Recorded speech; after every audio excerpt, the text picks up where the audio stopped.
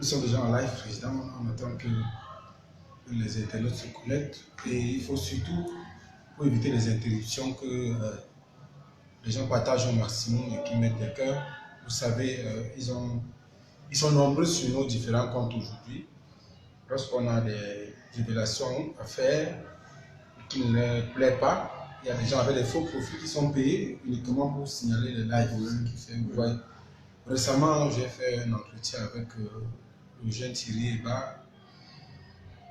Thierry Bissot, autant pour moi, qui se plaignait, qui parlait d'une affaire de mœurs qui concernait Samuel Tofis. Vous connaissez combien de fois cela a été signalé? Bonjour, bonsoir tout le monde. Ici, nous sommes pratiquement 19h, ouais, 19h déjà, 19h passé de 8 minutes. Donc, peut-être le fuseau horaire est différent du vôtre. Alors, je suis avec le président, comme on ne présentait plus, président et directeur de publication du journal que vous avez connu, le célèbre journal La Tribune de l'Est, qui avait fait plusieurs révélations fracassantes sur la gestion de la CNPS. Monsieur Chantal Louget-Tulé a vu son journal interdit de publication par le Conseil national de la communication. Il faut également dire que monsieur Chantal Louget-Tulé est fondateur du parti Debout le Cameroun, un parti qui malheureusement n'a pas été validé par, je crois que c'était le CAM au présidentiel, le cours constitutionnel. À la présidentielle. Et on comprend pourquoi aujourd'hui. Et en plus de ça, il faut dire que M. Chantal Louget-Tulé était membre du, je crois, vous étiez membre du bureau politique au RDPC. J'ai fait des classes au comité central. Pendant une bonne quinzaine d'années, j'ai rendu des services là-bas. Alors, M. Chantal, comment vous allez et d'où venez-vous en ce moment? Ben, je viens de chez moi. Je viens de ma maison. J'étais les 3 jours derniers à Soie, à l'université de Soie, où les jeunes m'avaient donné déjà l'asile quand il y avait eu un mandat d'amener contre moi par les juges de M. Mokolo Vanda, le neveu de Paul Biya, parce qu'il ne faut surtout pas s'attaquer à la famille du président, à raison au Cameroun, sous peine d'être molesté, battu, tué ou carrément enfermé. Donc je suis revenu chez moi parce qu'il y a quelques jours, je vous ai annoncé que mes enfants qui étaient à l'école avaient été amenés à une direction inconnue, notamment derrière le camp cible de Mendon.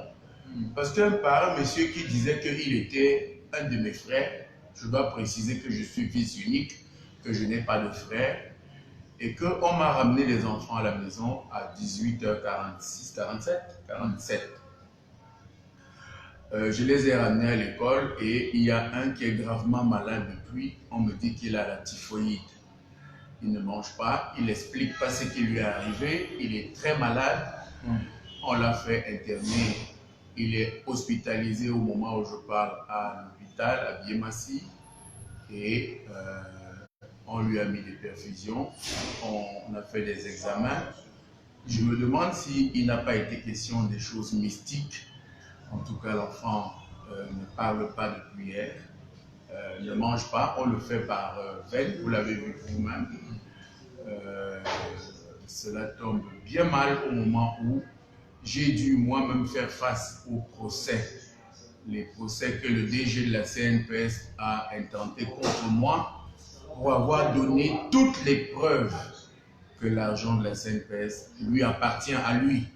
Et qu'il s'est rendu coupable d'une gestion tellement calamiteuse, tellement mafieuse, tellement grossière de l'argent des retraités, que si personne n'intervient aujourd'hui, c'est que simplement au Cameroun, on vit dans la peur de ne s'attaquer à aucun membre de la famille de Biya. Or, il est le neveu du chef de l'État, donc il peut faire ce qu'il veut. J'étais dans le tribunal aujourd'hui, ce matin, parce qu'il m'a intenté 5 procès. Je dois expliquer aux internautes qu'est-ce que c'est un procès au Cameroun. Un procès, c'est même s'il sait qu'il a tort, qu'en fin de compte, vous allez avoir gain de cause, puisque nous avons tous les documents, que dans un pays normal, le juge d'instruction, il s'appelle Amvela Bidjouchar, aurait dû annuler la procédure et dire « il n'y a rien, je ne vois rien ». Pour un premier fait simple. Au Cameroun, la loi signée par M. Paul Biya dit qu'un directeur général est directeur seulement pour 9 ans. Au-delà de 9 ans, il n'est plus directeur général. C'est la loi. Il a signé la dernière en 2018, cette année. Or, M. Mokolo a déjà, qui est son neveu, a déjà 12 ans. 12 ans et demi de règne à la CNPS. De règne parce que ce monsieur a le coup de pied facile, peut vous faire agresser, peut vous faire, pas arracher votre épouse. Ça a été le cas du jeune Thierryon. Hein, cette dame s'appelle Madame Assima Bissonnet. Peut vous faire arrêter, ça a été mon cas. Peut faire interdire votre journal de publication et de diffusion. C'est le cas de la Tribune de l'Est qui a été interdit sur plainte de M. Mokolo. C'est lui-même qui m'a porté plainte et qui a porté plainte à mon journal au Conseil national de la communication. Nous savons aujourd'hui combien d'argent a été dépensé au Conseil de la communication pour cela, mais il est le neveu du chef de l'État et c'est pour cela que malgré toutes les preuves qu'on a données, il est toujours directeur général de la CNPS. Mais il faut dire qu'il n'est pas quand même le seul qui a mis, non, on a le directeur de la SNH qui a... C'est pour dire que, oui, lui ne m'a pas porté plainte, pas encore, mais c'est pour dire que mon journal a été interdit par M. Mokolo, qui a porté plainte. Est-ce que c'est une manière de dire que le Conseil national de la communication n'a pas de coudées franches? Non, du tout. Qu'est-ce qu'il y a les coudées franches au Cameroun? Il n'y a rien qui a les coudées franches au Cameroun. Monsieur Peter Essoka est un simple exécutant qui fait ce que la famille présidentielle décide qu'il fasse. Rappelez-vous, il vient d'être condamné à des peines d'emprisonnement fermes. Oui, une chaîne de télévision. Une chaîne de télévision. On sait que, pour rappeler juste, on se souvient, au même moment où vous étiez convoqué au Conseil. Cette chaîne-là était également... Ils organisaient toute une émission pour insulter, mais bizarrement, la loi... Eux, non, oui, n'ont pas été frappés pour eux, mais moi, j'ai été frappé. On m'a interdit d'exercer un métier que j'ai appris à vie. On a dit exclu à vie de la profession de journaliste. Ça veut dire qu'au moment où je vous parle, je ne sais pas comment je survis, je ne sais pas comment vit ma famille, je ne sais pas comment je soigne celui qui est hospitalisé. Vous êtes venu avec moi là-bas, les ordonnances, c'est déjà 56 000 francs. 56 000 francs, les frais d'hospitalisation, nous avons déjà fait 5 jours, c'est 5 000 francs à la journée. Voilà la clochardisation à l'extrême de quelqu'un qui avait une entreprise qui employait 70 personnes.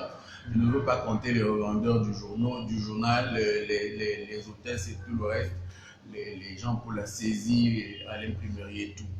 Donc, vous avez demandé d'où je viens. Je viens de chez moi parce que comme j'étais convoqué encore au tribunal ce matin, j'expliquais aux internautes ce que ça veut dire. Ça veut dire que vous devez vous faire assister pour les 5 procès que j'ai par 5 avocats. Parce qu'il y en a 3 à Douala et 2 à Yaoundé. Ça veut dire quoi? Ça veut dire que vous devez vous déplacer pour Douala avec vos avocats pour assister au procès. Un avocat vous prend 50 000 francs de frais parce qu'il s'assoit à côté de vous là, et 30 000 francs pour plaider. Si vous en avez 5 et qu'on vous appelle 5 affaires, comme c'est régulièrement mon cas, ça vous fait 80 000 francs par avocat fois 5.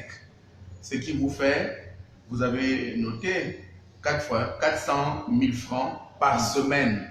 Ils m'ont arraché mon travail, ils ont suspendu mon journal. Je ne travaille plus rien, je ne fais plus rien. Ma famille est dans le dénuement total et ils m'ont imposé, il m'a imposé, M. Mokolo Mbrondo, le DG de la CNPS, qui est le neveu de Paul Biya. Vous savez, au Cameroun, on ne s'attaque pas au boulot, on s'attaque pas au boulot et on ne s'attaque surtout pas à la famille du président Biya. Et donc, vous avez demandé d'où je viens. Je viens de chez moi parce que j'ai décidé qu'ils viennent m'arrêter cette fois-là. Je ne veux plus aller à l'ambassade des États-Unis. Ma vie est un véritable cauchemar et j'ai marre de laisser ma famille à la merci comme ça. Vous voyez, c'était un connu qui est venu chercher mes enfants. Je ne sais pas qu'est-ce qu'il a fait de mon avant-dernier, Tiki, qui est totalement malade, qui ne bouge pas, qui ne mange pas, qui ne dit rien. Ses frères disent qu'ils sont allés, le monsieur les a amenés à une maison où on va en manger. Il leur a donné à manger. Il a amené Tiki leur prendre des jus. Ils sont revenus avec les jus. Et depuis, Tiki ne parle pas et Tiki est hospitalisé. Il faut qu'à l'étranger, on sache que le régime de M. Biya est devenu un cauchemar pour tous les Camerounais. Voyez, j'ai les larmes aux yeux. Estimez-vous heureux, vous qui êtes à l'étranger. Ici, nous vivons l'agonie d'un pays. L'agonie qui est le triomphe de l'abus, des abus de tout genre. Voilà ce que nous vivons ici. Pour mon cas personnel, d'où je viens de ma maison. Les 2 procès d'aujourd'hui ont été renvoyés à la semaine prochaine. Ça veut dire que la semaine prochaine, il faudra que je cherche 80 000 francs fois 5 personnes à nouveau, et ainsi de suite, ainsi de suite. Quand le juge sait que désormais vous ne pouvez plus venir, il envoie donc un mandat d'arrêt parce que vous ne pouvez plus payer les avocats et vous ne pouvez pas être à Douala et à Yaoundé. On vous arrête et on vous enferme soit à Konengi, soit à Nioubel parce que vous n'êtes pas allé déroger à une convocation du juge. Donc c'est ça le plan. Que de toute façon on va vous arrêter parce que vous ne pouvez pas payer les avocats éternellement. Et si vous n'êtes pas à Douala et à Yaoundé avec les mêmes 5 avocats, avec les mêmes 80 000 francs fois 5, eh bien vous êtes immédiatement à la merci des forces de l'ordre. Donc d'où je viens de chez moi, attendre tranquillement. Vous savez, depuis notre dernier entretien, amis internautes, mon téléphone ne s'arrête pas. Vous allez, Paul qui s'y connaît va vous envoyer les messages que je reçois, où c'est écrit on va te tuer, on va égorger ta mère, on va toi-même t'abîmer. Tu ne vas pas aux États-Unis, là-bas, nous, on a déjà des amis à l'ambassade. L'ambassade de France appartient déjà au RDPC. Et repart là-bas, tu ne pourras même pas entrer. Les diplomates du Cameroun eux aussi ont besoin d'argent. Qu'est-ce que tu crois? Voilà des messages que je reçois à longueur de journée. Des messages de mort, des dépenses pour m'expliquer que désormais, nous travaillons seuls. Mais vous savez, il y a un Dieu pour les faibles. Même quand on sera mort, il y a parmi vous, amis internautes d'étrangers, des gens qui se rappelleront que vous avez suivi les pérégrinations de quelqu'un qui a seulement dénoncé les vols à la CNPS, qui a dénoncé qu'on ne peut pas prendre 23 personnes et aller voir le Barça contre le Real de Madrid, de l'argent des retraités, et reconnaître à la télévision que c'était mes amis, je voulais leur faire plaisir, et porter quand même plainte pour diffamation, alors que j'ai tous les documents, tous les papiers qui sont distribués aux ambassades, et pire, qui ont été remis à son oncle, le président Paul Biya, à ma porte. Voilà dans quel pays nous vivons. C'est pour ça que j'ai dit que le Cameroun, c'est désormais l'antichambre de la mort. Quelqu'un a dit le pays, le Cameroun est un pays. Le Cameroun n'est plus un pays, ici c'est désormais un endroit. C'est désormais un endroit. Et je comprends assez pourquoi quelques-uns au moins ont pris de l'argent, je suppose. Les grands prisonniers qui sont à Konengi ne se présentent plus dans leur procès parce qu'il n'y a pas de justice. Quand on a décidé de vous prendre, de toute façon, on va vous prendre. C'est mon cas. Alors, monsieur Chantal, au regard de tout cela, votre enfant hospitalisé, il faut que vous suiviez vos procès. Est-ce que ça ne vous affecte pas? Vous avez le moral de toujours tout? Vous avez vu que j'ai mis des lunettes. Je suis obligé peut-être de montrer mes yeux aux internautes pour que vous voyez quel est le degré de ma détresse. Que c'est peut-être simplement maintenant chez vous que réside mon salut. Voyez, c'est un pays comme celui-ci. Je vous dois une information de première main, je vous la donne de première main. De toute façon, ils ont décidé de me faire assassiner. Comme j'ai quand même quelques amis, je suis au courant aujourd'hui que le gouvernement qui est en train de se faire est un gouvernement de guerre. Mais vous dites qu'on va y revenir, oui, on va y revenir. Le nom même de l'autre entretien de ce soir. Alors maintenant, on sait ce que vous avez fait pour plusieurs hommes de médias et également en tant qu'homme de médias également. Nous voulons savoir, est-ce que dans la corporation, il y a des personnes, vos collègues, qui vous ont assisté? Parce que je pose la question, notamment au regard de ce que j'ai vécu avec le journaliste Michel Bienton, dont on a évoqué le cas ici récemment. Il a été déféré à la prison centrale de Yaoundé, notamment à Konengi hier, à 14h30 malheureusement. Son procès a été reporté au 5 décembre 2018. Mais je peux vous dire, dans plusieurs forums où je suis avec les hommes de médias, c'est lamentable. Vous voyez, beaucoup de personnes se réjouissent qu'on en fait un journaliste. Beaucoup de personnes se réjouissent. Pourquoi on n'a pas vu beaucoup de SNJC se mobiliser pour ce cas. Non. Et j'ai d'ailleurs parlé d'une discrimination. Il s'agit de ça. Il s'agit malheureusement de ça, monsieur Bienton. Soit n'appartient pas à une tribu, celle qui a confisqué l'essentiel des médias au Cameroun. Il faut dire la vérité. Son cas vous intéresse si vous avez la chance de travailler pour un média ou pour une tribu qui a dans l'essentiel de ces médias. Voyez, on est rentré sur le terrain. Voyez à quel niveau ce régime nous a détruits. Ça n'a pas été son cas seul, M. Olinga également. Mais vous avez vu quelle mobilisation il y a eu pour d'autres journalistes qui, eux, je crois, avaient fait des choses un peu plus graves, je crois, et qui n'ont pas des cas aussi dramatiques que le mien. Vous avez vu au tribunal ce matin, nous étions 3 personnes. Personne n'est venu et pourtant, on a rendu l'affaire très largement médiatique. Ça veut dire que pour Michel, qu'on a déféré aujourd'hui à Konengi, il n'y a personne qui est au courant, on va le faire violer là-bas, on va le faire bastonner, on va le faire agresser par d'autres prisonniers et on dira que ça a été des violences en prison et on l'aura abîmé complètement. C'est des méthodes que tout le monde connaît.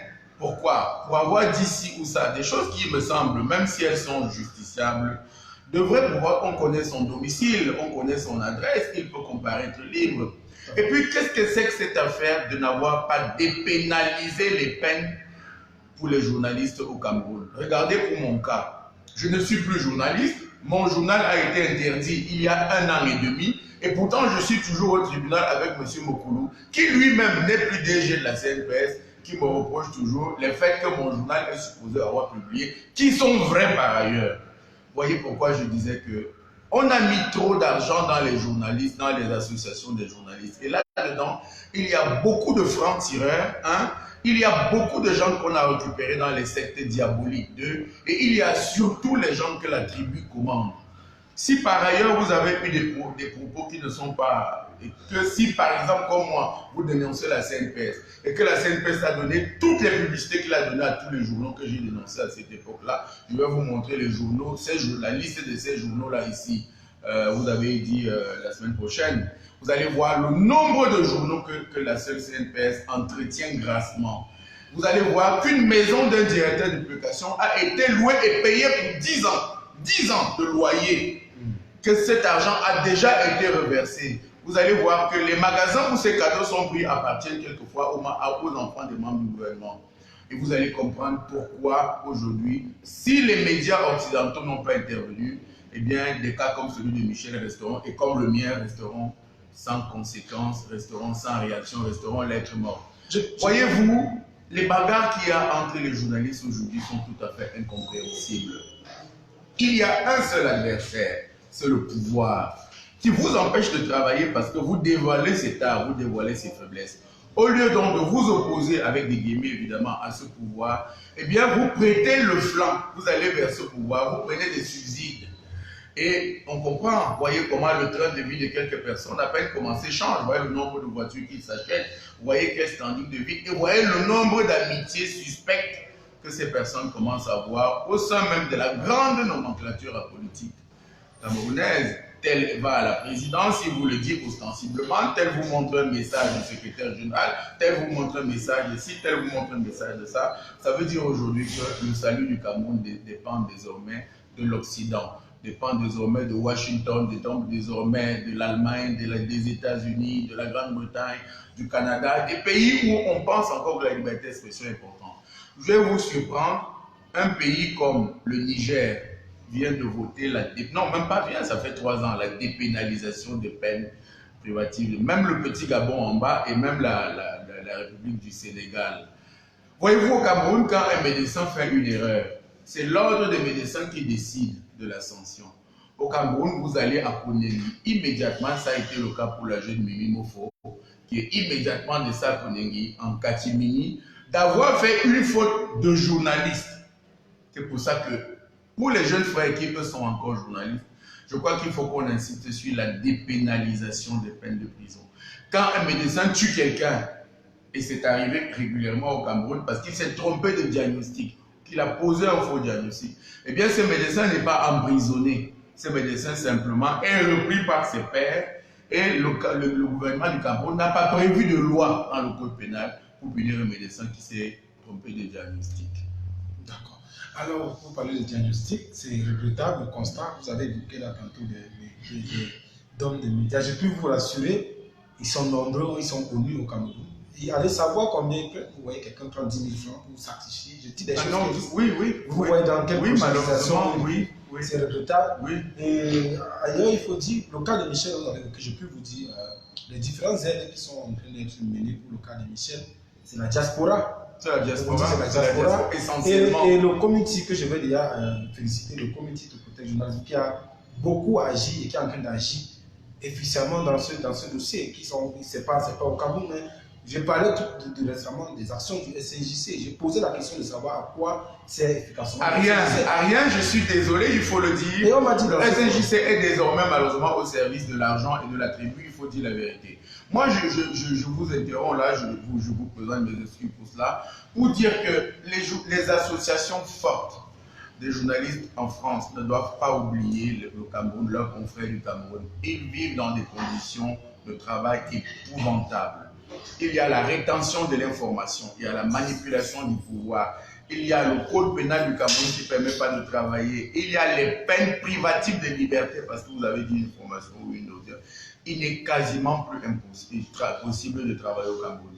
Quand vous allez vivre une mort d'homme ici, d'ailleurs il y en a déjà eu, Bingo, l'histoire dira joli boum, si c'était seulement des accidents, l'histoire dira, mais le moment est venu pour qu'en Occident, vous vous émouviez pour les conditions de travail de vos frères au Cameroun.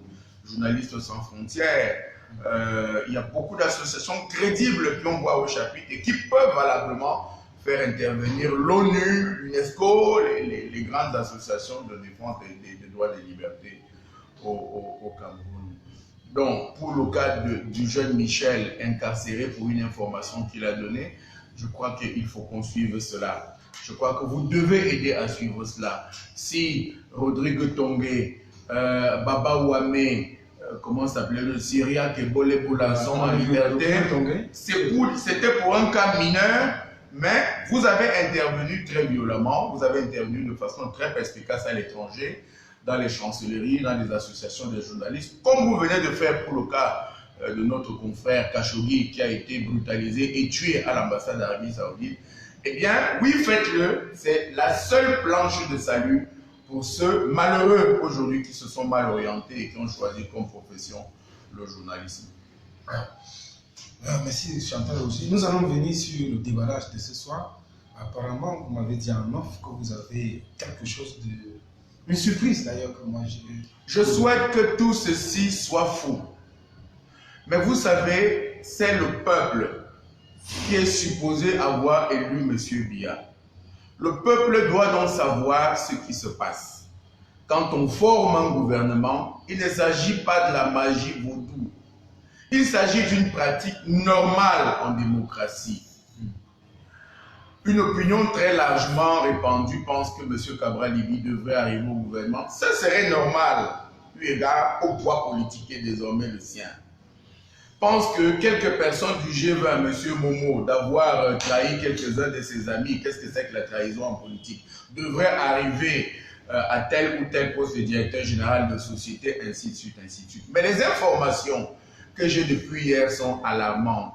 Et à mon sens, doivent être reprises par l'Élysée, puisqu'il semble que M. Macron est personnellement consulté.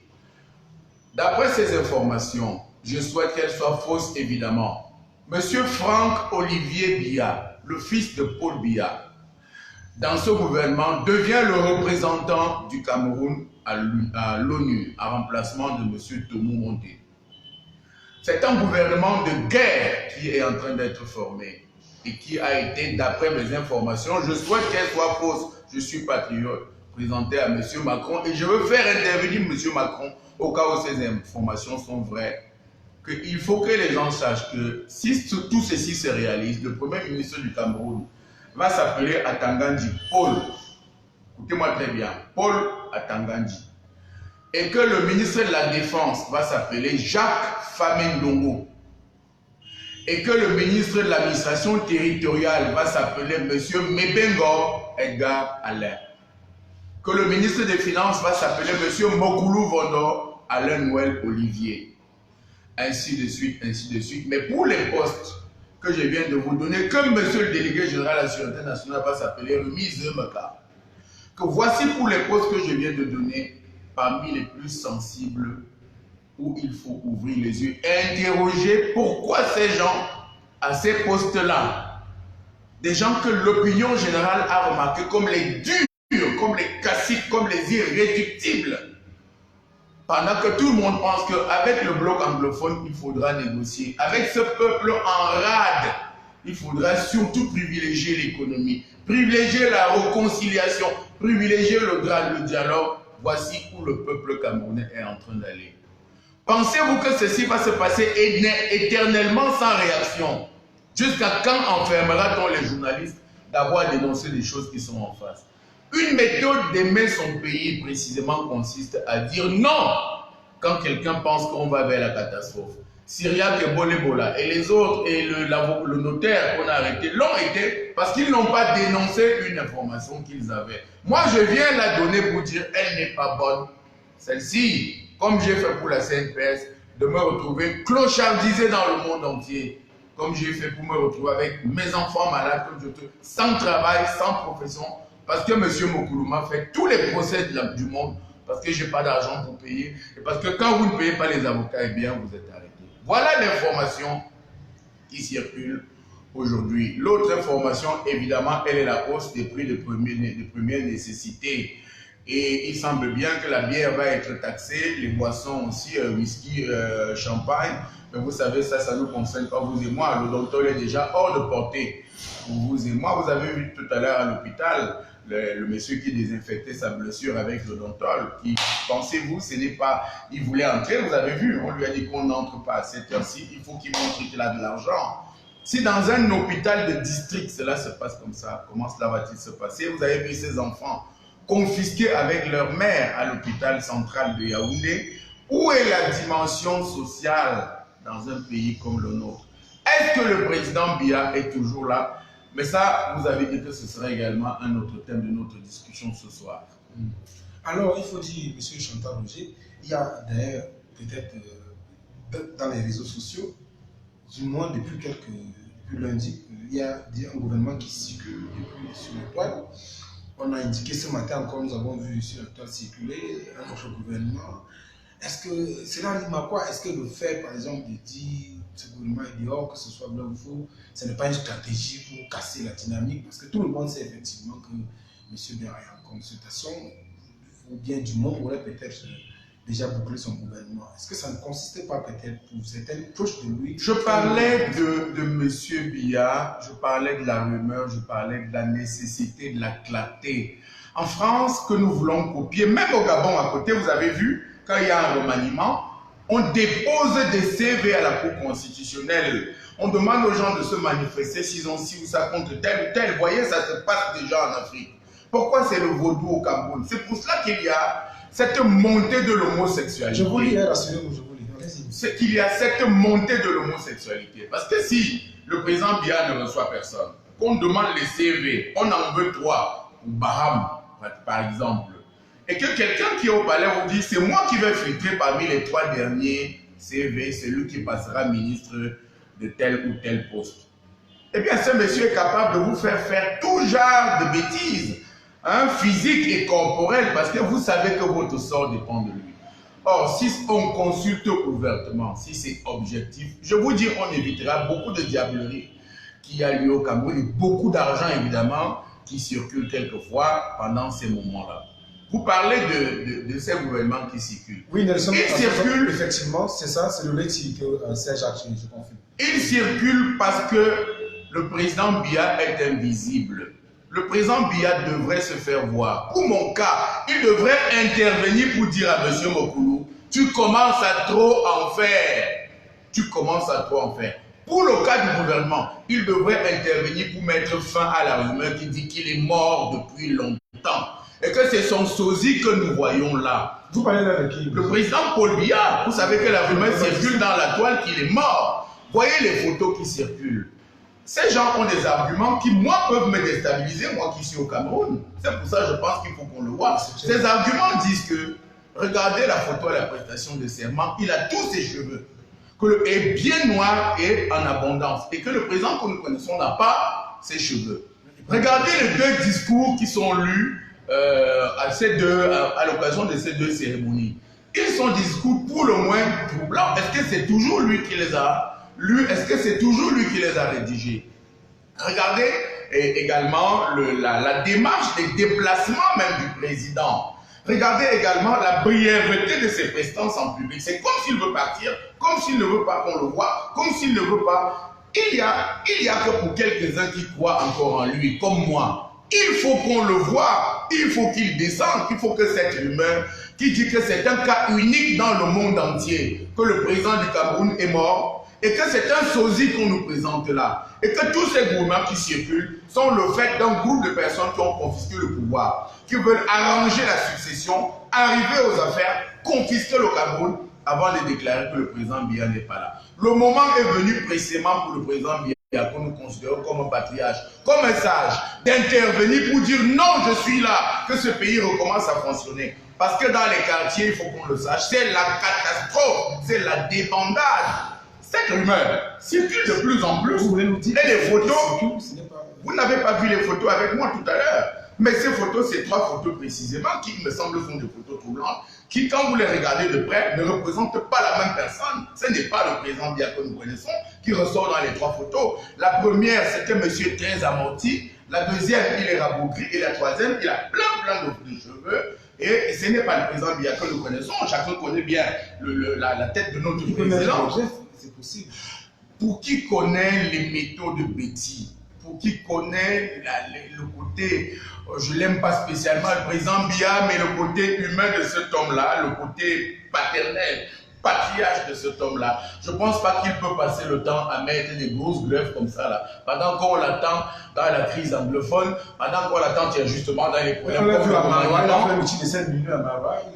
Et justement, vous avez lu ça tout à l'heure, qu'un meeting de 5 minutes, à l'Assemblée nationale, une brièveté autant, lui qui aime à rester, à collaborer, à participer, à poser, à échanger, c'est pour au moins des attitudes troublantes. Et qu'une bonne sortie, même médiatique, même un discours permanent, pertinent, un discours réel, un discours pas recopié, pas réchauffé, oui, il sera au moins la preuve que ceux qui font circuler cette rumeur, qui veulent, 1, que le Cameroun s'embrase, 2, que les gens s'habituent à ce que le président Biya n'est plus là, 3, que les gens sachent que désormais le pays n'est plus gouverné, oui, que ces gens-là n'aient plus d'herbe à bouter, qu'on le sache, mais les photos qui circulent sont troublantes.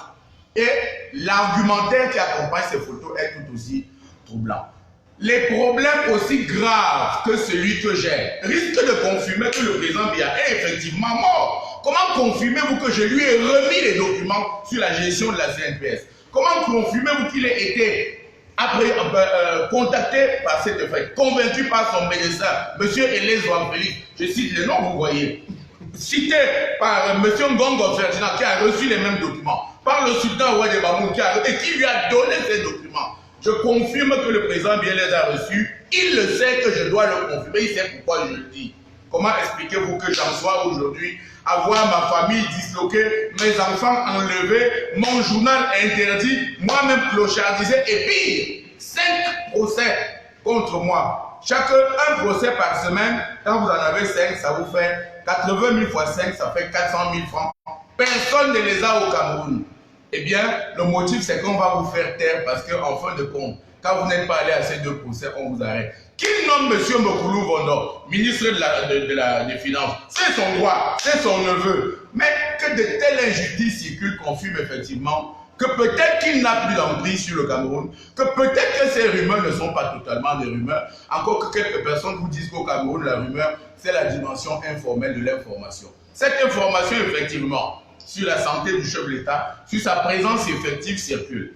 Elle est d'autant plus troublante, jeunes frères, jeunes internautes, que le président Biya a annoncé au monde entier qu'il irait à Paris pour le sommet de la paix. C'était avant les élections présidentielles, bien avant les élections présidentielles.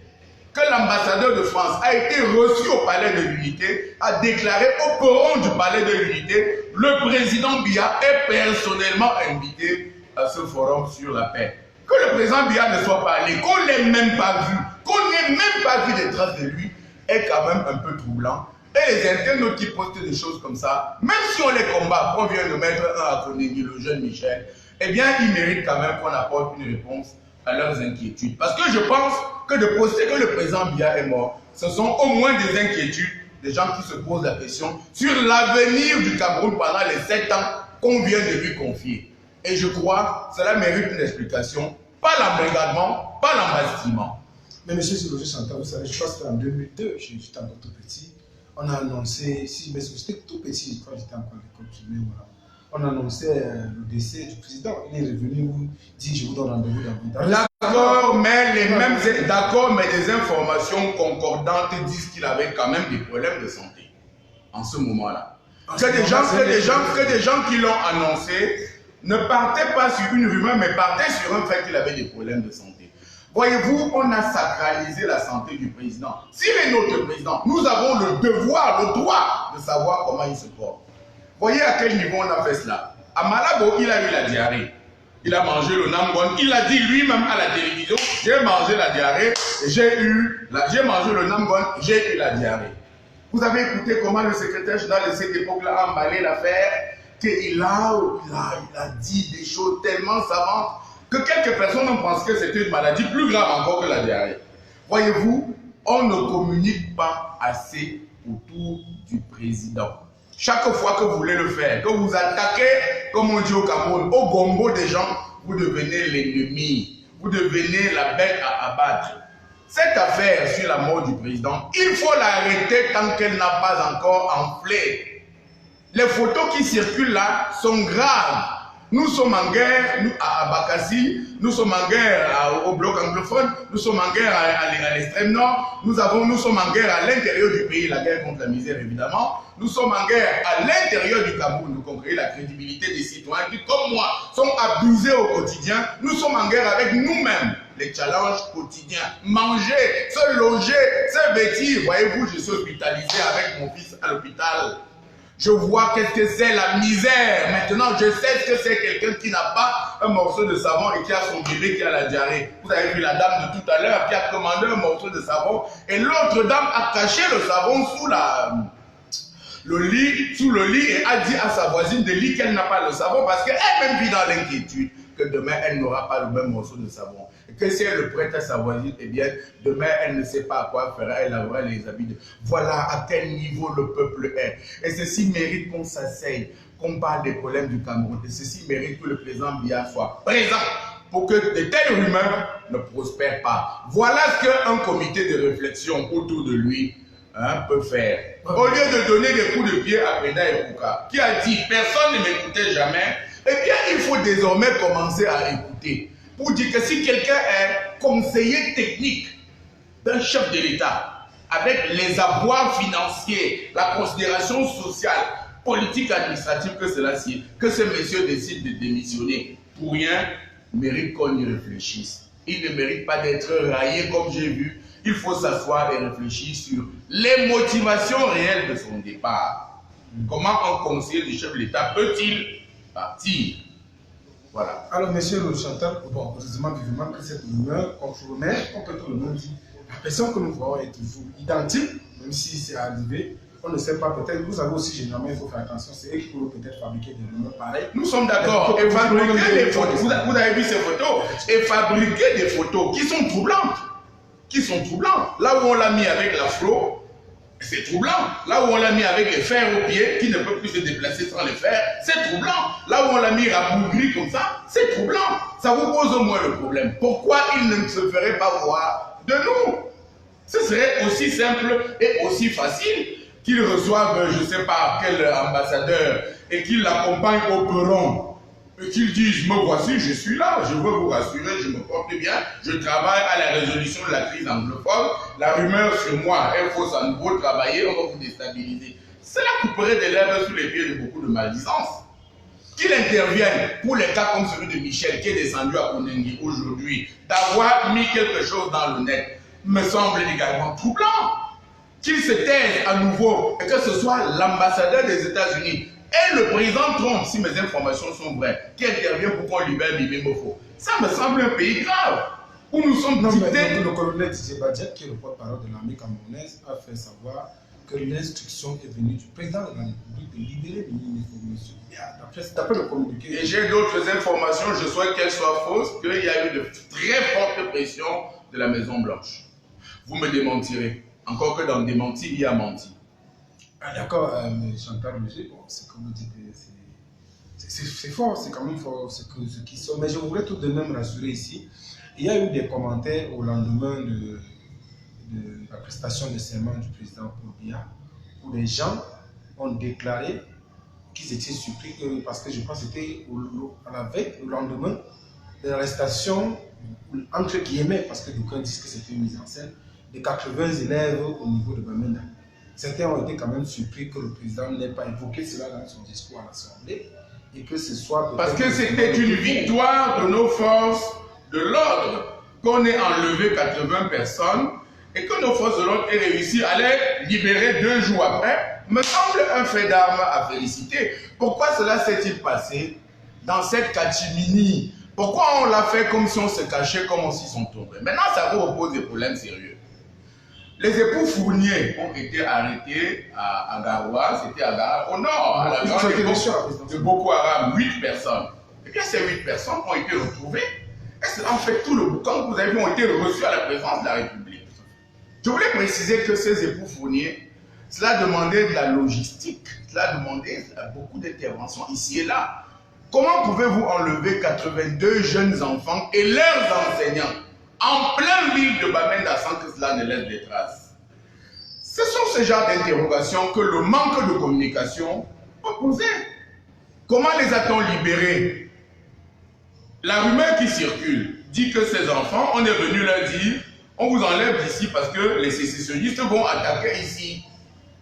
Montez dans la voiture, on vous amène ailleurs. Vous dites à 80, 82 gosses, on est venu vous enlever, mais vous voyez le désastre, les bagarres, les pleurs pour s'en sortir, vous allez au moins tirer une fois. Et il y aura au moins la casse. Si mes informations sont réelles, parmi eux, il y a quelques malades.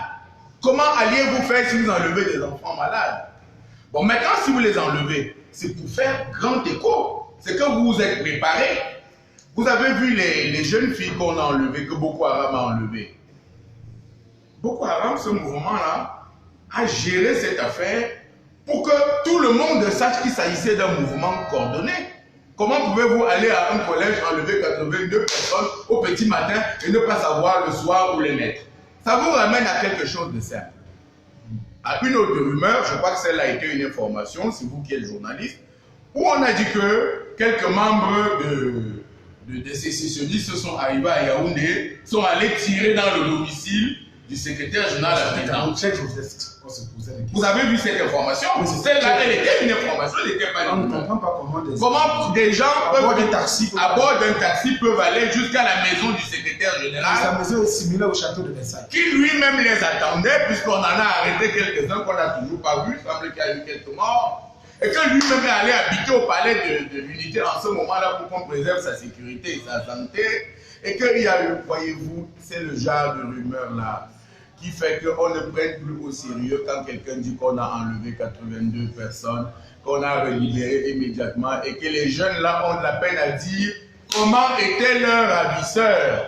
Voyez-vous, il faut qu'on redevienne sérieux ici. Et cela demande que le président Biya, quand il fera ses remaniements et tout le reste, cherche des compétences. Si tant est que c'est son dernier gouvernement, même si nous on sera morts, puisque son neveu et ses affidés ont pensé que nous on n'a plus droit à la vie, eh bien, il faut quand même que le Cameroun commence à vivre. Et qu'après lui, le Cameroun continue à vivre. Parce que nous tous, nous avons trouvé le Cameroun. Tous, quel que soit qui que nous soyons, nous partirons et nous laisserons le Cameroun là. Il est plus vieux que nous, il nous suivra.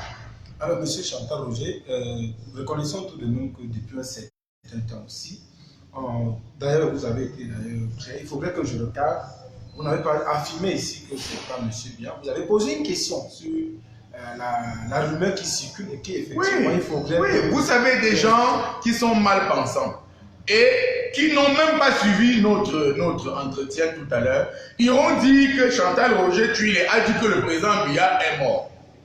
Je dis que il y a des photos qui circulent dans le net et tout le monde les voit. Il y a un commentaire qui accompagne ces photos qui dit que le président Biya est mort. Et que celui qui on voit là, c'est un sosie. Et ces photos présentent 3 portraits différents. Vous les avez là d'ailleurs. 3 portraits différents, oui, 3 portraits différents du président du Cameroun. Et ces gens disent des choses troublantes sur la brièveté de la campagne à Maroua. 5 minutes. Sur la brièveté de l'apparition à l'Assemblée nationale. sur la brièveté à la prestation de serment, mais pire encore, sur son absence au sommet de la paix, où lui a annoncé qu'il irait, où il irait, et où l'ambassadeur de France a annoncé, a remis l'invitation, a dit, le président Biya, qui est notre ami et notre allié, est spécialement invité, c'est son invitation que je lui ai amenée personnellement. Donc je dis que pour ne pas écouter le genre de, comment ils appellent ça maintenant, les fake news, il faut donc que le président Biya sorte et nous dise que ce ne sont pas mes collaborateurs, enfin quelques-uns, qui se sont mis ensemble pour prendre le pays en coupe. Maintenant que je ne suis plus là. Écoutez, je suis là, c'est bien moi qui continue à gouverner le Cameroun. La baisse des salaires de 13% qu'on annonce est fausse, l'augmentation sur la farine est fausse, le gouvernement qu'on dit avec M. Bebengo, ministre de l'administration intérieure, est faux, M. Atanga ne sera pas premier ministre, M. Fram ne sera pas ministre de la Défense. Oui, qu'on ait des démentis formels sur tout ce qui accompagne, donc voilà la photo, voilà les différentes photos. Donc, voici les photos qui circulent. Voilà. Ça reflète quand même, je crois, elle commence là. Oui. Voyez vous-même les photos. Voici la première, c'est vrai que peut-être elle n'est pas bien visible. Voici la seconde photo. Là, ils ont fait un zoom sur le pied. La troisième là. La quatrième. Montre également celle où il a l'afro. Il y en a une là où il a l'afro. Ici, il est chauve. Encore. Je crois ici. Il y en a une là où il a beaucoup de cheveux. Des cheveux très noirs. Oui, je pense que c'est celle-ci. Oui. Vous pouvez voir. Oui. Il a beaucoup de cheveux là. Bon, du moins. Et au lieu de se taire, de laisser la rumeur enfler comme elle enfle, le moment est venu de se lever et dire le président Biya n'est pas mort. Ses collaborateurs, quelques-uns, n'ont pas pris le pays en otage et préparent en cachette sa succession qu'ils vont assumer, qu'ils vont gérer en l'absence du peuple camerounais. Parce qu'alors, vous n'êtes pas certain que le peuple camerounais se taira. Voyez-vous, au Gabon, cela se passe de façon presque gentleman. J'ai vu aujourd'hui que le Conseil constitutionnel a siégé et a annoncé qu'en l'absence du président de la République, qui lui, seul, par la Constitution, convoque un Conseil des ministres. Comme au Gabon, il y a un Conseil des ministres chaque mois, il me semble qu'au Cameroun, c'est une fois tous les 3 ans. Et que donc, désormais, c'est le vice-président de la République, en l'absence du président Bongo, qui peut, voilà la photo dont nous parlions, qui par l'absence du président Bongo, peut convoquer un conseil des ministres. Et dans ce genre de cas, nous aimons beaucoup le jeune Bongo, jeune avec des grosses guillemets, mais si d'aventure il s'en va, puisque c'est le destin de chacun de partir, il n'y aura pas un non-État. Il y aura une continuité, il n'y aura pas un complot contre l'État, il n'y aura pas un hold-up, une main mise sur l'État. Des gens s'assoiront, des gens penseront à l'avenir de ce pays et les gens s'ouvriront le Gabon. Voilà pourquoi nous disons, le moment est venu d'arrêter cette rumeur. Quand les jeunes vont la répandre partout, quand les jeunes qui maîtrisent cette information, qui maîtrisent cet outil, la communication, on va dire à nouveau, eh bien, voilà ces jeunes qui ont prétendu que le président Biya est mort, il est toujours vivant. Qu'y a-t-il de plus simple? Le faire recevoir par un ambassadeur et le présenter à la CRTV en disant « Je ne suis pas mort » pour une question aussi grave.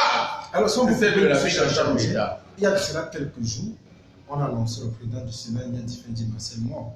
Je peux vous assurer que j'ai essayé à mon niveau de récupérer l'information et effectivement, je me suis rassuré que M. Nyadi vivait. Parce que son cabinet, la communication, a été ouvert.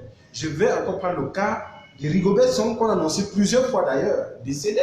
Lorsqu'on a contacté la famille Rigobert Song, il a répondu. Donc je pense que pour éviter de créer la psychose dans la tête des Camerounais, si ce n'est pas avéré, il faudrait quand même... parce que c'est quand même très... Moi j'annonce de toute façon qu'ils ont enlevé mes gosses, qu'il y en a un qui souffre d'un mal mystérieux, que M. Mokoulou, bizarrement après les élections présidentielles, a renouvelé les procès qui étaient achevés, que j'étais au tribunal ce matin, j'y serai la semaine prochaine, et qu'il m'a annoncé très régulièrement que je ne serai pas vivant dans un mois. Ça au moins ce n'est pas une rumeur, j'ai permanemment ça dans mon téléphone. À ceux qui savent que je réponds par le Nextel, n'appelez plus par celui-là, on a enlevé la puce parce que le rythme des injures était si important que je n'arrivais même plus à trouver le sommeil. Quand j'avais le moment de m'assoupir un peu, puisque je suis au chevet de mon fils qui souffre abondamment d'un mal mystérieux. Je voulais dire qu'au Cameroun, la rumeur, c'est la dimension informelle de l'information. Qu'au lieu de réagir, il vaut mieux agir. Que le moment est venu de rassurer le peuple sur la présence réelle de son président au Cameroun. Oui, il faut dire, on serait même très ravis que le président dise encore qu'on lui donne un rendez-vous à 2025, bien plus même, si Dieu le fait. Dans ce cas, vous et moi allons composer un comité de réélection du président Paul Biya pour 2030. Oui, s'il y a quelques argents dans l'affaire, par ces temps de ramadan financier, moi j'ai des enfants très malades. Oui, si ça peut apporter 10 francs ou 20 francs. J'ai vu qu'il y a même des strings, qu'il y a des montres, qu'il y a des choses. Grand Dieu, qu'est-ce que ceci a pu faire dans une campagne présidentielle qu'on fasse des caleçons pour les filles? Est-ce que tout ceci était encore simplement social ou politique que recherchait donc dans ce genre d'article lubrique? Voyez-vous, ce pays est quand même mystérieux. Et vous comprendrez, je disais tantôt, en 2004, parce que quelqu'un m'a donné la date exacte, mais si, lorsque la rumeur a circulé, le président est sorti et puis il a parlé. Le Camerounais, le pays, tout était revenu dans l'ordre. C'est ce genre, je crois qu'il y avait un ministre à l'époque qui était secrétaire général de la présidence, je crois que c'était Moubarak, si je me souviens très bien. Oui. C'est lui qui avait fait un communiqué pour dire. En principe, dans un état, la communication, c'est aussi ça. Et qui a dit que la diarrhée n'était pas la diarrhée, il avait dit des choses totalement compliquées. Et le président Biya a dû intervenir pour dire non, j'ai la diarrhée, j'ai mangé le namgol. C'était un malade, vous vous rappelez. Alors, nous allons peut-être sortir là avec une dernière actualité. Nous avons constaté sur la toile aujourd'hui les photos de M. Maurice Kamto circulaient. Il est en vacances, il venait en vol de Ethiopian Airlines. Son porte-parole indique qu'il va rencontrer, il va à l'Union africaine pour une séance de travail. Selon vous, quel peut être l'objet de cette séance de travail? C'est une mesure normale, c'est une mesure à saluer. Cela aurait été difficile si on avait dit qu'il vient de prendre l'avion pour aller recruter les guerriers Bala Moulengue ou qu'il allait en Europe de l'Est acheter les armes. Là, ça aurait été difficile pour le Cameroun. À Addis Abeba, c'est pour contacter l'Union africaine pour un recomptage éventuel des voix. Ou pour dire, après cette élection présidentielle, nous allons aux élections municipales et législatives. Ouvrez donc les yeux à cette affaire, puisqu'au présidentiel, vous n'étiez pas présent ou que vos représentants ont pris 10 francs ou 20 francs. Il semble que c'est arrivé ici. Je souhaite que cela soit faux, évidemment. Donc, oui, j'ai vu la même information et son porte-parole, il semble la confirmer. Ça me semble une pratique démocratique et pacifique de faire intervenir l'OUA, avant, comment vous appelez ça maintenant, l'Union africaine, avant de faire intervenir l'ONU, avant de faire intervenir les 5 puissances, les 5 pays les plus puissants du monde, avant de faire intervenir le Vatican, c'est souvent le cas dans le cadre des querelles dans des pays à obédience catholique comme le Cameroun. Vous savez qu'on a donné le Cameroun à la Sainte Vierge Marie, à Marienberg et tout le reste, malgré le nombre de diableries qu'il y a déjà ici. Donc, ça me semble une méthode d'ailleurs à saluer. Et ça vous ramène sur une question simple. Est-ce que vous pensez que ce monsieur fait tous ces voyages conscient de ce qu'il a perdu? Est-ce que vous croyez que ce monsieur a réellement perdu cette élection? Je vous pose la question. Est-ce que M. Froundi, qui a régulièrement reconnu qu'il a perdu au Cameroun, a fait toutes ces démarches? Quand même en 92, on pensait que c'était lui qui était venu premier. Eh bien, ça dit que peut-être que M. Kamto sait sur quoi il base tous ces déplacements qui, vous savez, ne coûtent pas 10 francs. Oui, effectivement, il faut le dire. On a également annoncé Cabral Libye du côté des États-Unis avec son épouse. On l'a vu dans le stade de baseball, on a également vu... C'est un jeune. C'est un jeune. On dit que lui également, il est allé aux Nations Unies. C'est un jeune. C'est un jeune, il faut accepter qu'avec la fougue de la jeunesse, avec la dette qu'il a envers la jeunesse camerounaise, qui lui a fait confiance, que les rumeurs qui circulent soient fausses. Sur une résidence à Bastos, sur 2 cylindrées qui lui auraient été offertes, sur des séances de golf que j'ai vues avec vous dans les médias, les réseaux sociaux. Il faut espérer qu'il soit allé également pour revendiquer quelque chose, même si ce n'est pas au présidentiel, au moins pour les législatives et les municipales. Lui, plus qu'un autre, doit le comprendre, parce que si vous ajoutez 7 ans sur ces 38 ans, eh bien dans 7 ans, il ne sera plus jeune. Quelqu'un d'autre sera candidat qui sera plus jeune que lui à la place et il sera un has-been. S'il n'a pas capitalisé ceci en termes d'élections municipales législatives, s'il n'a pas un groupe parlementaire, cela aura été sans doute confirmé une rumeur qui dit que comment a-t-il circulé au Cameroun pour faire opération 11 millions sans argent? Donc cela risque de confirmer cela. Et je le connais, il est très proche de moi. Et je le connais très politique et très rusé et très sage et très patriote pour pouvoir apporter un démenti à ceci. Mais au moment où on prépare le gouvernement, est-ce qu'il n'a pas son mot à dire? Au moment où il y a eu toutes ces querelles autour des résultats d'élections présidentielles, est-ce que sa présence, qui est celle des jeunes, n'est pas importante au Cameroun? Au moment où il est désormais certain que dans son nom et qu'il est natal, il est déjà une voix qui compte. Est-ce que le moment n'était pas mal choisi de jouer au golf aux États-Unis? C'est des questions qu'on peut se poser. Alors, Monsieur Chantal Roger, il y a quand même quelque chose de bizarre qui s'est passé. Je crois que vous avez fait un live, il y a je crois 2 ou 3 jours, où vous avez évoqué l'entrée de Cabral Libby au sein du gouvernement. Le lendemain, il a fait un post que je vais lire ici. Ce qui me frappe est que l'évocation de ma nomination ministérielle n'est plus surréaliste. Elle est même banale désormais pour beaucoup qui estiment que ça coule de source. Il y a 1 an, beaucoup me voyaient pourtant chef de service ou chef de bureau dans l'administration. Le soutien de mon peuple à l'élection présidentielle a changé la perception. C'est bien la preuve que c'est le peuple qui élève, Vox Populi Vox Dei. C'est le peuple qui a changé le pétrole en kérosène. Dans 1 an, assurément mon occasion, mon accession autant pour moi à la présidence de la République sera devenue une évidence. Pour beaucoup, Cabral Libby président coulera alors de source. Le peuple aura transformé le kérosène en jet A1. N'ayez pas peur, nous irons désormais de succès en succès. Les prophéties sortent désormais des bouches de nos détracteurs. Écoutez-les attentivement.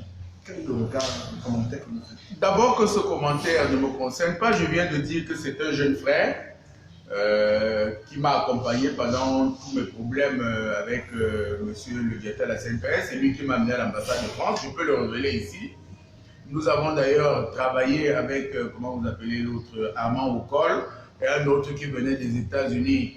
À cette époque-là, je devais être le porte-parole de sa candidature. Nous avons fait beaucoup de séances de travail. Après, j'ai continué à travailler avec M. Kouvon, Prosper Rémy. Vous savez, avec moi, le plus important, c'est que je cite les noms, vous comprenez, avec qui j'étais encore en conversation il y a 1 semaine. Et je lui ai dit au jeune Cabral que je lui trouvais beaucoup de talent. Et si vous me suivez, je reste très prudent quand je n'ai pas d'informations. J'ai dit ici qu'il y a un gouvernement qui circule, qui l'annonce, ministre de la Jeunesse, et qui annonce monsieur tel. Mais sauf que ça, il a tranché lui-même en disant que oui, si politiquement le peuple s'est mis derrière vous et dit que vous avez désormais un poids certain, l'aboutissement normal, c'est d'aller où on prend les décisions. Non, attendez, et aller, je voulais finir. Et aller où on prend les décisions, c'est un choix. Vous savez, on conquiert le pouvoir comment? On le conquiert de 2 façons. Je suis candidat, je vais aux élections, je gagne. Ou je m'associe à Paul, et Paul gagne, et je gouverne avec lui. Puisque la finalité d'un parti politique, c'est la conquête du pouvoir politique. Libre à moi maintenant.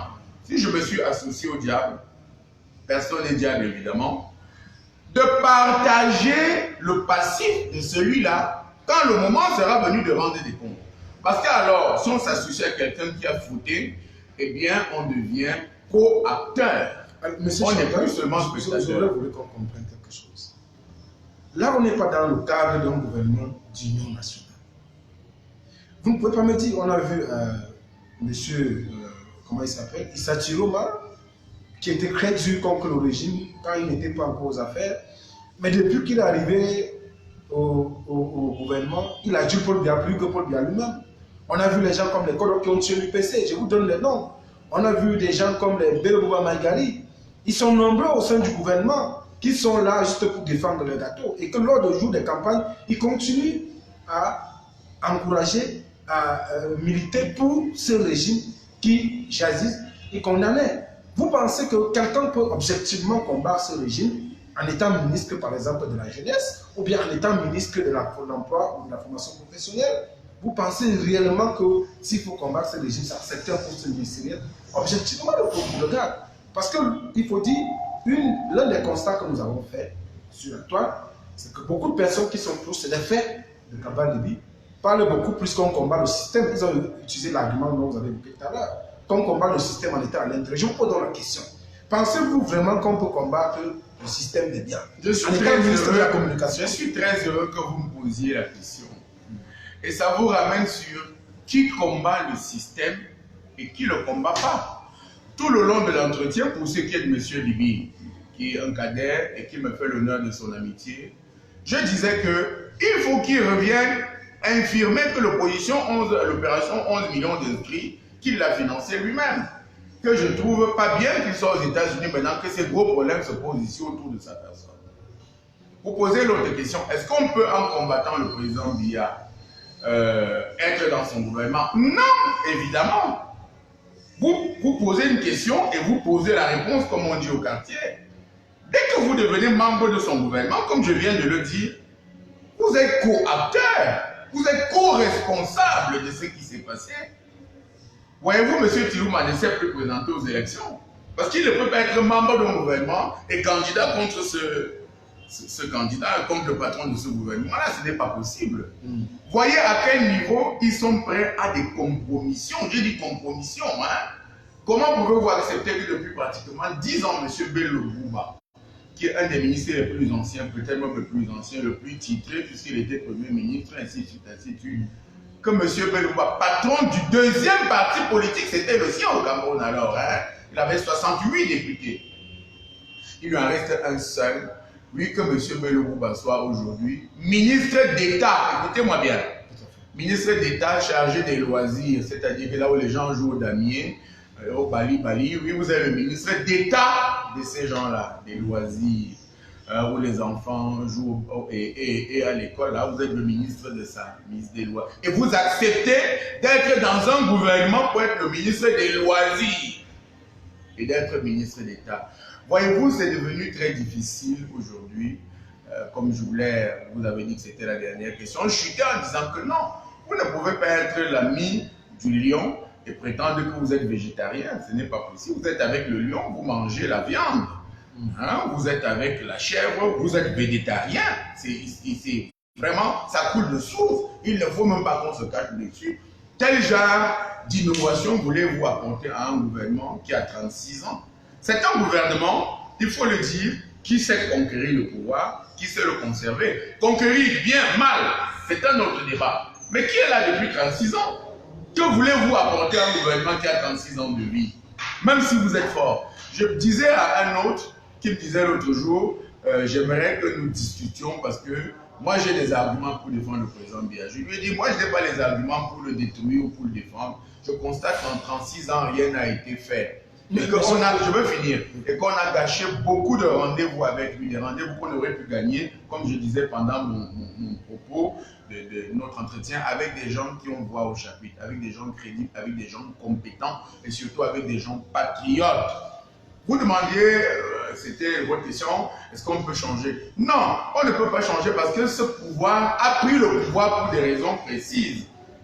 Pensez-vous que le développement était même dans leur cahier de charges? Voyez-vous que l'émancipation du peuple était dans leur cahier de charges?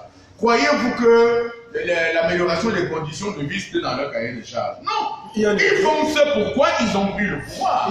C'est-à-dire continuer à rester au pouvoir. Il y a un internaute qui pose une question, qui demande, si on prend ces décors, que direz-vous de M. Kanto, qui fut ministre délégué à la justice, qui aujourd'hui devient un opposant à bien? Est-ce que l'analyse est aussi identique? Je ne suis pas du parti de M. Kanto, qui est le MRC. J'ai dit dans votre entretien, à une époque, qu'il avait refusé de faire alliance avec moi lors des élections municipales et législatives à Yaoundé 6e, où j'étais tête de liste.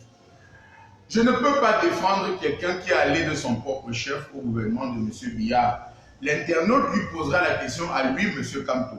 Et je ne suis pas membre du MRC. Et depuis que je suis dans les tribunaux, M. Kanto n'a toujours pas réagi pour dire ces problèmes, la CNPS qu'il a soulevés sont pertinent, ni lui, ni aucun membre de son parti. Donc, voyez-vous, il pose une question sans doute pertinente, mais dans un autre contexte, un contexte où il y a la démocratie. Posez la question à M. Kamto, pourquoi êtes-vous un adversaire de M. Biya? Vous avez été dans son gouvernement. Il faut aussi dire que vous-même, vous étiez, Kamto était du gouvernement, il n'était pas ministre, il n'était pas militant du RDPC. Mais vous qui êtes aujourd'hui un farouche adversaire du RDPC, vous fûtes, je crois, militant. Vous étiez même chargé, je crois, d'un bureau politique du RDPC chargé. Je ne sais pas, on connaît vos camarades, Christophe Nienzor, plus Autopé à son âme. On connaît Charles Ateba et Mépé à son âme. Vous avez arrêté l'énumération en chemin, y compris vous-même, y compris votre père, y compris tous nos jeunes qui sont là. Moi, je n'ai jamais. Je voulais finir. Non, je voulais faire une précision. Je veux finir. Je n'ai jamais été militant du RDPC. Vous l'avez été. Je veux finir. Je veux finir. Écoutez-moi, je veux finir. Je veux finir sur ce point. Et heureusement, tout le monde n'est pas dupe sur ce fait. Non, je voulais préciser que je n'ai jamais été militant. Vous m'avez posé une question. Allez-y. Au Cameroun, il y a eu 2 étapes. 3. Je dis 2 parce que, à mon sens, les 2 étaient trop voisines. Elles étaient l'étape de M. Ahidjo. Je dis étape parce que dans l'histoire, généralement, on compte sur 15 ans. Et M. Ahidjo a fait, je crois, 27 ans, 23 ans. On compte sur 15 ans. Il a donc fait une étape et quelques années. M. Biya vient de faire 2 étapes et quelques années, c'est-à-dire 30 ans et 6 ans, bientôt 7. Et quand il y a eu M. Ahidjo, et que si vous étiez un homme d'action à cette époque-là, si vous rêviez le Cameroun différemment de tel qu'il était, vous vous engagiez politiquement. Tout le monde. Volontairement ou involontairement. Ceux qui nous regardent, qui ont mon âge, j'étais tout jeune aussi à l'époque, savent que pour signer une pièce du dossier du CEP, il fallait avoir la carte de ce qu'on appelait l'UJNC, voilà, la JUNC, la jeunesse de l'Union nationale camerounaise. Elle était obligatoire dans l'Aïdjo. Et bien maintenant, la carte de l'UNC l'était davantage. Le contexte faisait que il y avait ce qu'on appelait la mine-vive, où on stockait les vivres pour les fonctionnaires qui avaient des petits salaires. Pour aller acheter les ignames, le macabo, au kilo, hein, moins cher, il fallait avoir sa carte de l'UNC. Pour faire un concours d'administration et avoir quelque chance, il fallait avoir sa carte de l'UNC. Vous savez que c'est pareil aujourd'hui avec la carte du RDPC qui vous ouvre les portes que je viens de citer. Chantal Roger Tuile à l'université de Yaoundé est délégué d'étudiants élus. Moi, je me suis. Voilà. Vous avez vu? Et je vous ai dit, vous n'en étiez pas éloigné. Non, vous allez voir. Non, écoutez-moi. Je ne sais pas pourquoi vous voulez me couper absolument. Je veux parler.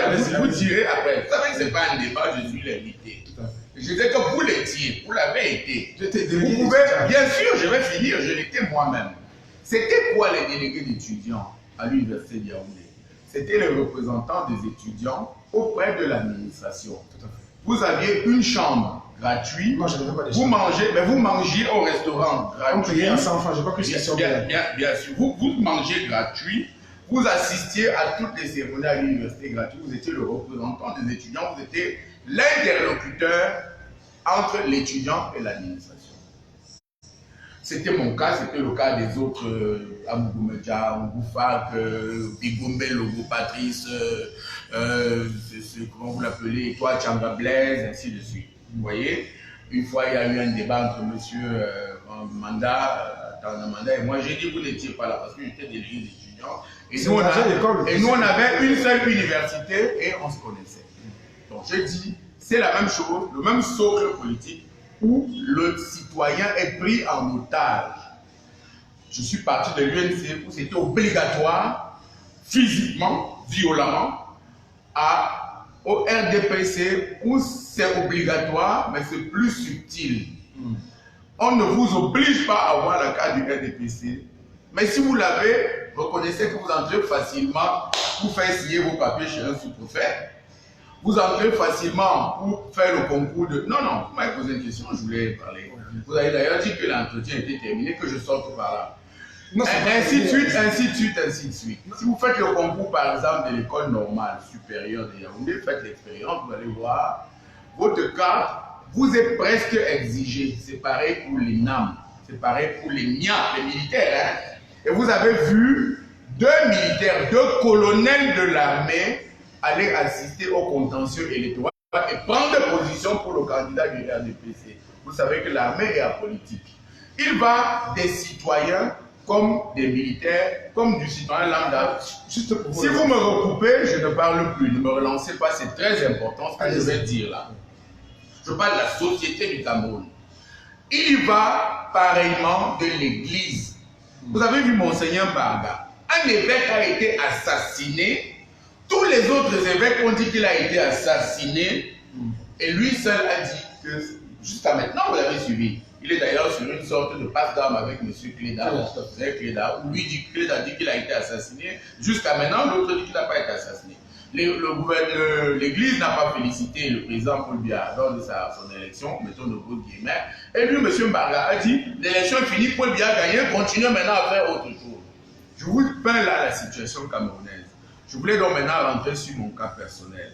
Quand je sors de l'université de Yaoundé, je suis délégué d'étudiants. J'entre à un parti politique qui s'appelle l'UPC. J'en deviens le président national des jeunes. Ça s'appelle la JDC. L'UPC n'est pas divisé en 2. C'est une seule UPC.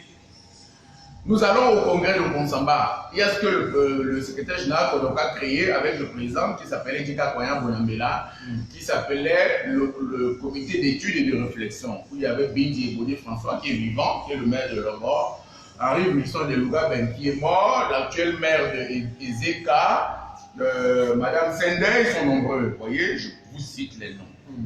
Et donc, au sortir de ce congrès de Konsamba, je sens une dimension tribale que je n'ai pas connue au RDPC. Parce qu'au RDPC, je m'occupe au journal L'Action d'une page qui s'appelle du tac au tac. C'est-à-dire répondre politiquement quand ça se fait au Cameroun, voyez-vous, au moment de la grande opposition naissante. Je réponds du tac au tac. Je dois préciser que j'habite à Yaoundé 6e, dans la maison de parents, qu'il faut partir d'ici pour le palais des congrès à pied, père son âme. J'étais alors avec Charles Atébé quand nous nous sommes fait violenter au pied du palais des congrès, où on nous a oint on va dire comme ça, des déchets d'excréments d'hommes. Et c'est parmi les misères que nous avons. Mais enfin, au départ de là, j'entre à l'UPC. Pourquoi? Parce que je pense que l'idéologie, celle de l'UPC, celle de l'UNC, que je viens de retrouver au RDPC, n'est pas celle qui émancipera le peuple camerounais. Je reviens donc sur mon cas personnel, à part ce que je ressens. Au RDPC, quand je suis candidat à Yaoundé 6e, je m'appelle Chantal Roger Tuilé. Un des grands pontes de ce parti à l'élection législative et municipale de 2013 me dit « Va dans ton village, Tuile, on ne veut pas un bafang maire à Yaoundé. Le président Biya a donné des consignes qu'aucune mairie n'a à l'opposition. Va à Bafang, on va te soutenir là-bas. » Je dois préciser, Paul, que je suis Makad à Bomban et que j'ai un parent, seulement un parent maternel de ça, que je suis Maka de l'Est du Cameroun, que j'ai rien à voir avec les Bafang. Voyez-vous, vous avez vécu, vous, de quoi vous parlez à distance. Moi, j'ai vécu ça de l'intérieur. Intellectuellement, vous avez vu ce qu'on appelait la cellule d'études et de réflexion, le comité qui a muté et qui est devenu les progressistes. J'y étais. Il y avait donc Albert Mida, qui est maintenant là, avec Benda Epoka. Il y avait Mila Assouté, j'y étais. La secrétaire s'appelait Ndjama. Nous siégions rapidement, régulièrement, en face de la BA centrale, là où il y a les manguiers, à côté de la cartographie, parce que la police nous recherchait. Donc nous siégions là. Vous voyez, je vous donne des faits, avec des hommes qui sont là, qui sont encore vivants. Et bien là, il a fallu retoiletter les textes. Et j'étais de ceux qui avaient lu quelques livres en sciences politiques. Et j'ai dit, revoyons tous ces textes de fond en comble. Le premier, c'était le candidat naturel du RDPC aux élections du président national. Je leur ai dit, non, ce n'est pas possible. Ça, c'est stalinien. Mais quand il y a quand même un semblant d'élection, même s'il n'y en a pas, mais le candidat naturel, ça ne se dit plus aujourd'hui. RDPC, c'est Rassemblement démocratique du peuple. J'ai soulevé un autre problème, c'était celui qu'on ne peut pas dire, c'est la disposition première des statuts du RDPC, on a dit, l'UNC devient le RDPC. J'ai dit, on ne peut pas quitter un parti stalinien dur, brutal comme l'UNC, et dire que l'UNC devient le RDPC. Parce que jusqu'à maintenant, il est venu à la tête de personne de demander que où est le récépissé de légalisation du RDPC. Maintenant, une autre des choses, c'était que de l'intérieur, puisque la politique est quand même personnelle d'abord, vous n'avez aucun avenir au RDPC quand vous êtes jeune. Aucun. Quand vous avez 50 ans, on vous dit, attendez votre tour. Je vais vous raconter deux choses. Deux, pour sortir. Vous savez que j'ai un enfant hospitalisé. La première, elle est une élection présidentielle. Nous devons faire élire choisir le candidat Biya. La réunion a lieu chez M. Emma Basile, qui m'avait pris en sympathie. Je m'occupais un peu de la rédaction d'un ou deux de ses discours, contre quelques argents, voyez-vous. La misère, elle n'a pas commencé aujourd'hui. Et cette réunion avait lieu chez lui. Avant toutes les réunions, les grands messes du RDPC que vous voyez, il y a d'abord une réunion la nuit, où on met tout en ordre. Ce que vous voyez en journée là, c'est la grande répétition. En fait, tout a déjà été fait. Dans la réunion se tient, évidemment, il y a moult de nourriture et boissons. Et on dit, demain, il faudra donc choisir le candidat de notre parti aux élections. Et quelqu'un dit, la camarade Madeleine Bono Samba, qu'on avait fait venir évidemment du sud, que c'est elle qui va annoncer le regard à son âge, et puis elle est boulot, elle vient de chez lui là-bas. On arrange donc et on dit ok, et la camarade Phoning va entonner oh bien dès qu'on va dire élu par acclamation parce que on ne va pas aux élections. Cette année-là, on n'était pas sûr que M. Marafa ne voulait pas être candidat. Parce qu'il y avait des soupçons sur M. Marafa qui voulait être candidat. Et donc, je vais vous situer. Et donc, nous allons nous finissons le lendemain, nous allons à la salle, la réunion commence, le président de la République arrive, qui est candidat, qui est donc encore le président national du RDPC, et la cérémonie commence. Je veux dire le théâtre. Et Mabazil se lève et dit, maintenant on va passer à l'élection du président national de notre parti. Qui est candidat? Et Mme Bono Samba lève la main et dit, je propose le candidat Paul Biya, comme nous avons fait la nuit évidemment. Et Mabazil attend 2 minutes, 3 et il dit, mais s'il y a un autre candidat, il lève la main, on ne va rien lui faire. Voilà, vous voyez, s'il y a un autre candidat, il lève la main, on ne va rien lui faire. Par hasard, une main se lève de l'autre côté, puis à son âme, il a été inhumé samedi à Majoda Odjoudi. Il était alors secrétaire général adjoint. Il était même un peu trésorier adjoint à cette époque-là, parce qu'il s'occupait un peu de ça. Il lève la main, de l'autre côté de la salle là-bas, moi. Le camarade Emma Basile s'est retourné, il n'a plus regardé ce côté-là. Il a vraiment à Majoda claqué des doigts, tapé les pieds sur la tête. Personne ne le regardait. Et Fonine qui a senti que c'était devenu gênant a annoncé pour lui. Et tout le monde a entonné. Et le président national a été réélu. Mettez de grosses guillemets sur réélu. À la sortie, j'accompagne ma Basile. Je suis derrière lui. Et Majoda s'approche de lui. Parce qu'au RDPC, dès que vous avez osé être candidat contre Biya, vous devenez un pestiféré. Personne ne vient plus vers vous. Personne ne vous prend plus le téléphone. Personne ne vous parle plus.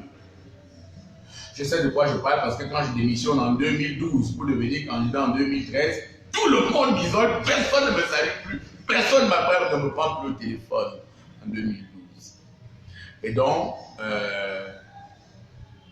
Amadou a réussi à se frayer un chemin jusqu'à Emma Basile et lui dit, camarade trésorier, pourquoi tu ne me prends pas quand je veux parler? Et Emma Basile lui dit, écoutez-moi, Emma Basile lui dit, tu n'as pas d'enfant.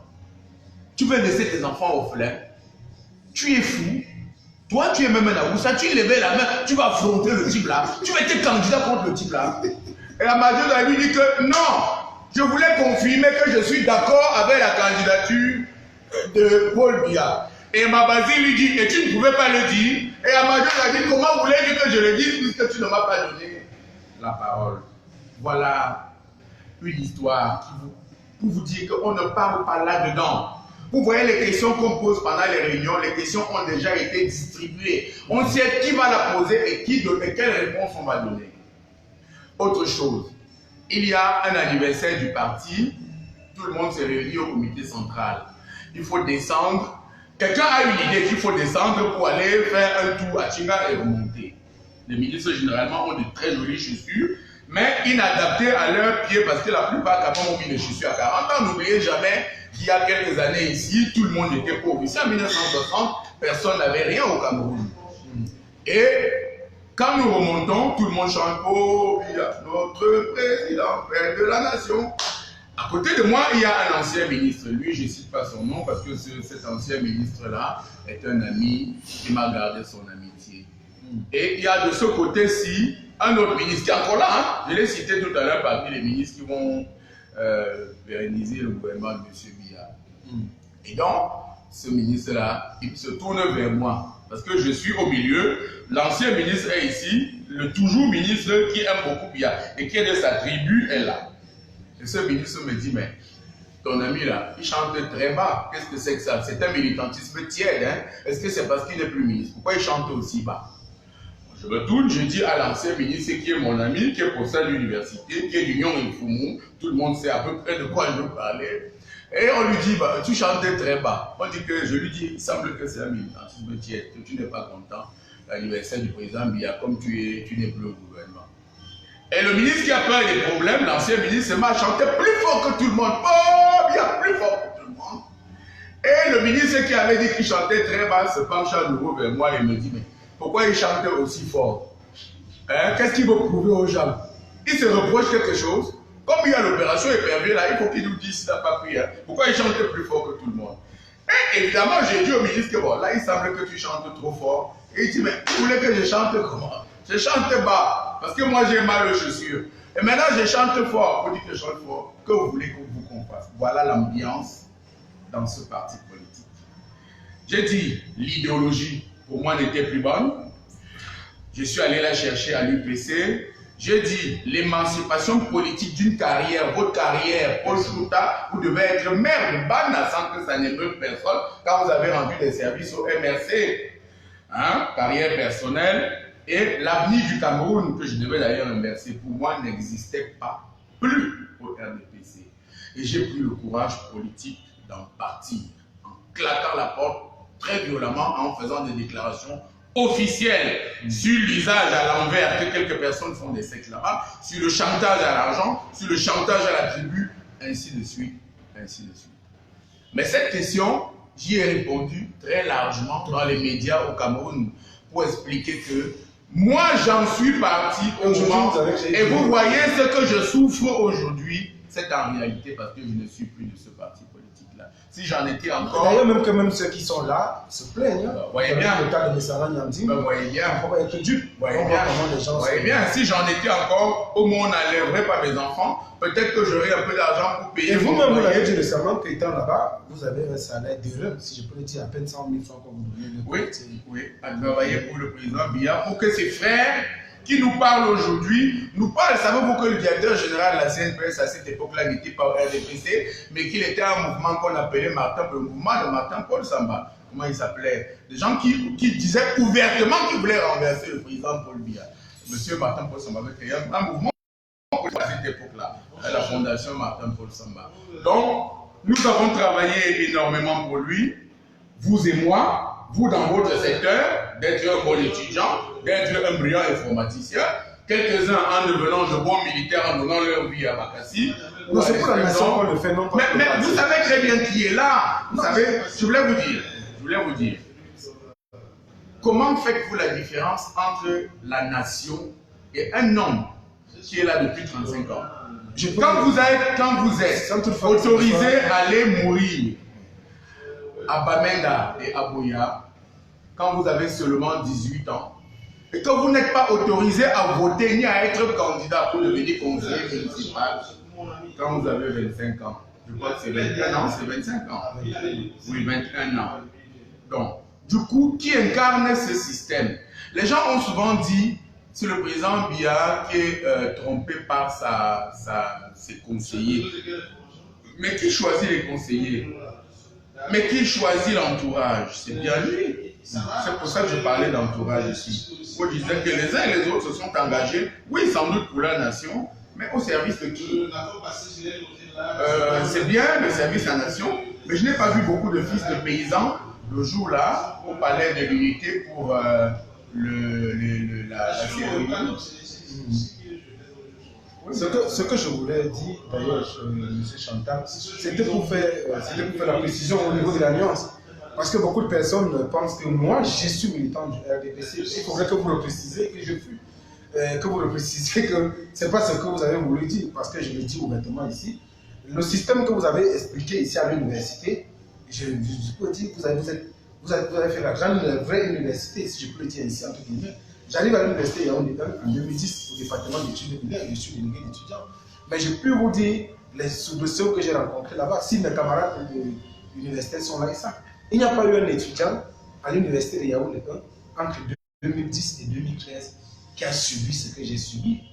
Je n'ai pas besoin d'expliquer ça ici. Lorsque nous arrivons à l'université, nous avons formé un fonds parce qu'en 2011, vous savez très bien que c'était l'année électorale.